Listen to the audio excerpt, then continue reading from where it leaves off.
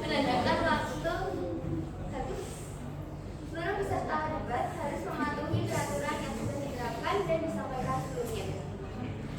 Yang terhormat Bapak Sudaryono serta peserta debat dan hadirin yang berbahagia, dengan mengucapkan Bismillahirrahmanirrahim, maka acara debat bahasa Indonesia antara tim afirmatif dan tim oposisi saya nyatakan dibuka.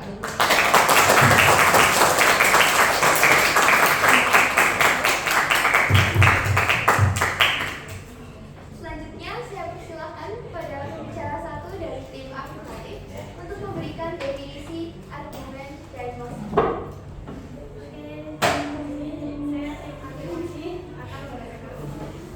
Jadi saya percaya bahwa penggunaan ponsel sangat berbahaya karena ponsel dapat menyebabkan beberapa masalah dan ancaman bagi kehidupan manusia. Ancaman tersebut adalah ponsel berbahaya bagi keselamatan pengguna dan kehidupan sosial dan keluarga. Ponsel juga berbahaya bagi penggunaan jika digunakan secara terus-menerus. Bukan hanya perkara radiasi dan pancaran yang bisa memicu kanker dan tumor, tetapi juga pancaran cahaya pada layar ponsel diyakini menurunkan kesehatan mata utamanya pada anak-anak. Saya pikir ponsellah yang membahayakan penggunaannya. Kita bisa melihat saat ini ponsel tidak hanya digunakan oleh orang dewasa, tetapi hampir semua telah menggunakan ponsel. Bahwa anak-anak yang masih bersekolah di TK sudah menggunakan ponsel. Penggunaan di bawah umur yang sangat rendah negatif dan negatif dari ponsel. Selanjutnya saya persilahkan untuk pembicara satu dari tim oposisi untuk menyampaikan argumen, mosi, dan definisi. Saya tidak setuju bahwa penggunaan ponsel sangat berbahaya. Namun sebaliknya ponsel sangat bermanfaat bagi kehidupan manusia. Menurut saya, penggunaan ponsel yang tidak bertanggung jawablah yang menyebabkan ponsel dapat membahayakan kehidupan mereka sendiri dan orang lain. Ponsel sama sekali tidak berbahaya sebab radiasi yang dipancarkan adalah radiasi dari frekuensi radio yang kadarnya kecil sehingga dapat dalam penggunaan sehari-hari tidak akan menimbulkan efek kesehatan bagi penggunanya.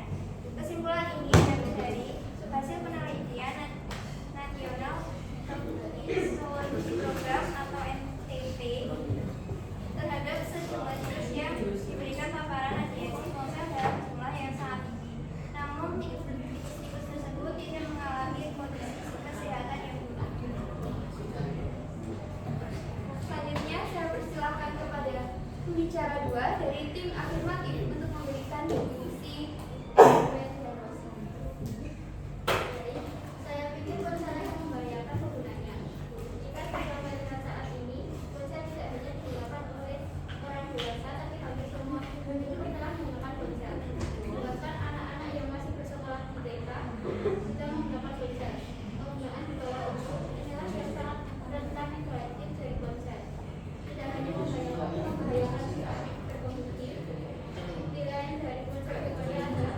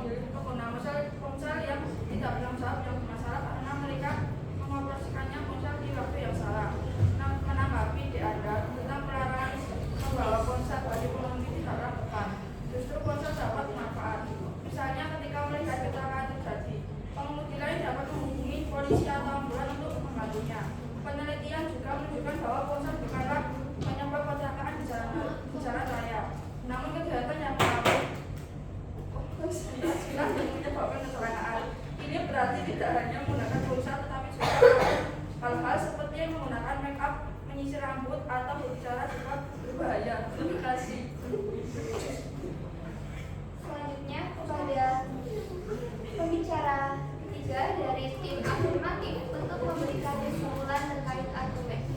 Terima kasih, saya sebagai pembicara ketiga. Tapi tidak hanya membahayakan saat mengisi, selain dari ponsel berbahaya dalam proses mengganggu kehidupan sosial dan kehidupan keluarga mereka. Saat ini ponsel adalah orang yang paling terdekat dengan penggunaan. Mereka lebih memilih berinteraksi dengan ponsel daripada berinteraksi dengan orang-orang di sekitar mereka. Hal ini menyebabkan mereka menjadi acuh atau antisosial. Hal-hal baik seperti menyapa, senyum, dan bertanya dengan orang yang baru mereka temui telah hilang di dalam kehidupan sosial mereka. Mereka tidak penggunaan media sosial yang bisa diakses melalui ponsel untuk berinteraksi, sehingga membuat mereka menjauh dari orang-orang di sekitar mereka. Dalam kehidupan keluarga, mereka menjadi terlalu individualistis. Tidak ada hal seperti diskusi keluarga, walaupun berkualitas dengan keluarga, seperti makan bersama, bercanda dengan keluarga, dan hal-hal lain yang dapat memperkuat hubungan keluarga. Bahkan saat ini di rumah, seluruh keluarga sibuk dengan ponselnya masing-masing. Terima kasih kepada pembicara ketiga dari tim afirmatif. Selanjutnya kepada pembicara tiga dari tim oposisi untuk memberikan kesimpulan terkait argumen. Silakan dari sekarang. Karena lebih dari sebenarnya ini hilangnya norma-norma yang baik dalam keluarga tidak disebabkan oleh ponsel. Kami tidak setuju dengan apa yang Anda katakan. Kehidupan sosial yang baik dan harmonis dalam keluarga tergantung pada kualitas pribadi dan keluarga itu sendiri. Orang-orang tidak akan menjadi aduh jika mereka lebih peduli terhadap lingkungan mereka. Sebenarnya ponsel dapat membantu dengan sosial mereka dengan cara menjadi alat berinteraksi di mana saja dan kapan saja. Dalam hubungan keluarga, keharmonisan dapat dicapai dengan memberikan perhatian lebih kepada anggota lain dalam keluarga. Dalam hal ini, orang tua yang harus mengawasi anak-anak mereka. Jika mereka peduli dan memprioritaskan diskusi keluarga, anak-anak mereka tidak akan ragu-ragu untuk berbagi masalah mereka. Dalam hal ini, ponsel dapat menciptakan keharmonisan dalam keluarga dengan menjadi alat atau penghubung antara satu sama lain dengan dalam keluarga. Misalnya dengan menggunakan ponsel, orang tua bisa mengetahui kondisi anggota keluarganya dimanapun dan kapanpun. Jadi intinya ponsel itu bukanlah penyebab terjadinya kecelakaan atau hal-hal negatif. Dan hal negatif yang terjadi itu disebabkan oleh penggunanya atau sesuai dengan bagaimana orang yang menggunakan handphone tersebut.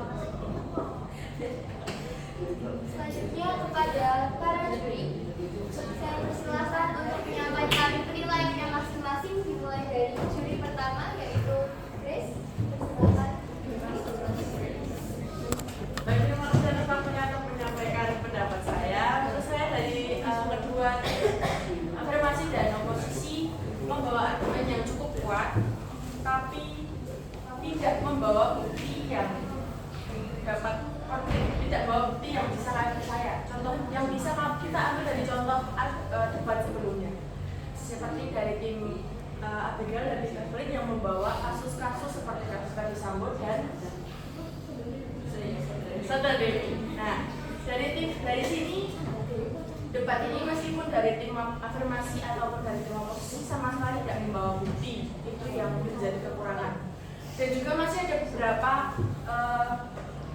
beberapa peserta yang tidak menyanggah argumen lawannya. Sekali lagi sudah terima. Sebelumnya kita berikan apresiasi kepada juri pertama yang telah menyampaikan penilaiannya. Kepada juri kedua, Evelyn persilahkan untuk berdiri dan menyampaikan pendapat. Baik, terima kasih. Saya akan menyampaikan hasil pendapat saya.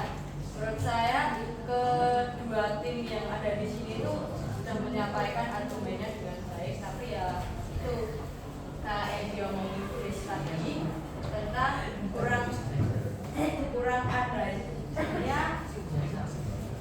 bukti yang benar-benar terjadi gitu. Sekian dari saya.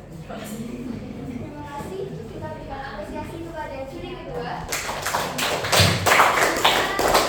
Ketiga, Erwin, silakan.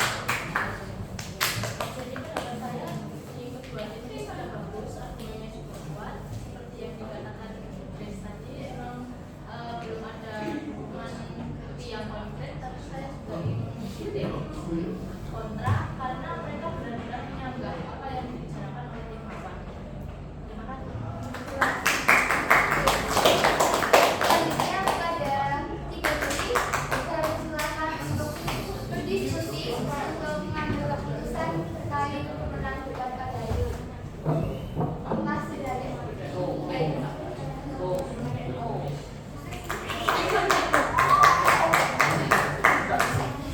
Kepada juri perwakilan dapat menyampaikan pemenangnya. Baik, terima kasih atas kesempatannya untuk bicara pada pagi hari ini. Dan setelah berdiskusi, kami dari juri pertama, kedua, dan ketiga akan memilih salah satu tim ini sebagai pemenangnya. Baik, tim ini bagian positifnya adalah mereka menyanggah beberapa argumen yang dibawa dari tim lawannya. Jadi pemenang pada debat pagi hari ini adalah tim Kota.